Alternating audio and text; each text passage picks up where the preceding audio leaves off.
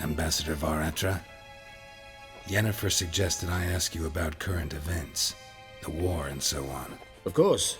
The Emperor's servants should keep no secrets from each other. If you will, let us approach the map.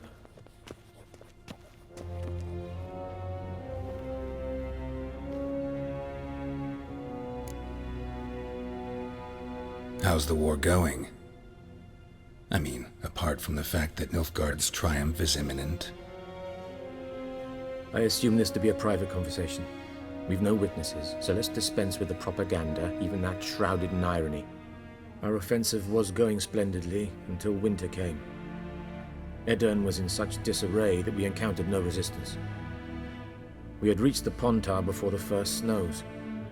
Only a weakened Kedwen remained, and Radovid's Redania, which had ignored the rest of the North's pleas for help.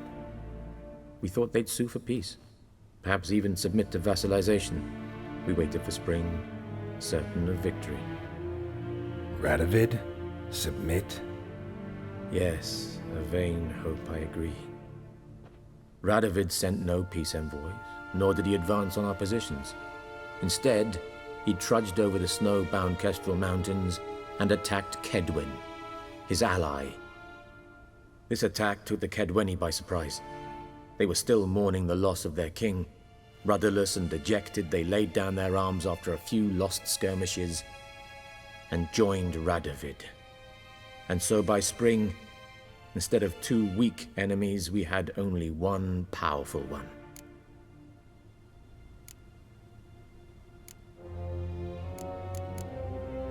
What about Kovir?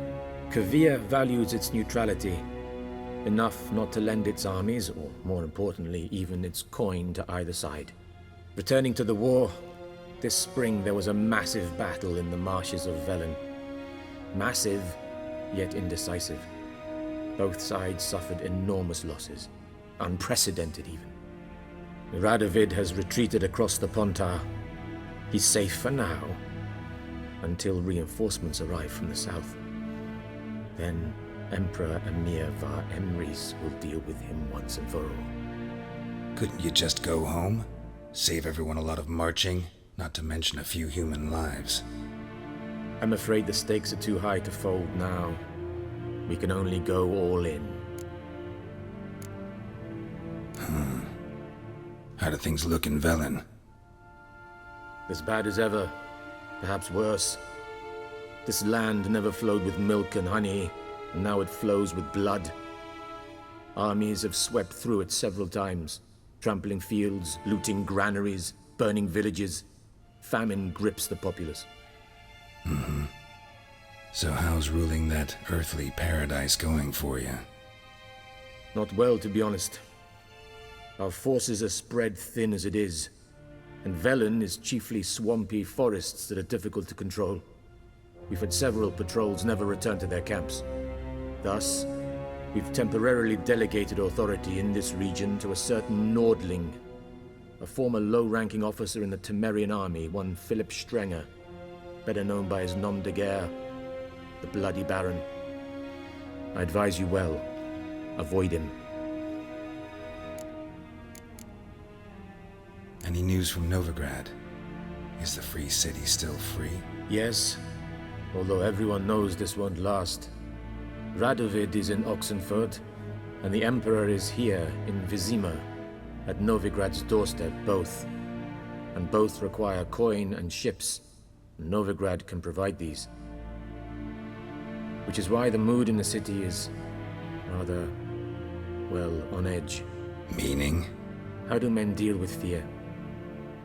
They seek reassurance and scapegoats. The Church of the Eternal Fire understands this perfectly, and so it promises to improve the lives of its flock by pointing out the guilty. Who started the war? Who profits from it? Why, it's obvious. Mages, elves, dwarves, in a word, any and all deviants. I've been stationed in Novigrad for 13 years. First as a consul, then as ambassador. I've seen a great deal. Cruelty, cynicism, greed. But what is happening there now concerns me greatly. What's new in Skellige? Nothing. The islanders pride themselves on that, don't they? Doing everything according to tradition, as their forefathers did. And like their forefathers, they quarrel with each other, pillage, occasionally attack our transports. This is cumbersome, but nothing more. Skellige has always been a footnote to history, and so it shall remain. Sound awfully confident. What if King Bran manages to unite the Jarls? Lead all the clans against your fleet? King Bran is a feeble old man. From what I know, he barely remembers the names of his own vassals. Uniting all might prove difficult. Thanks for your help. Think nothing of it. May the great sun light your path.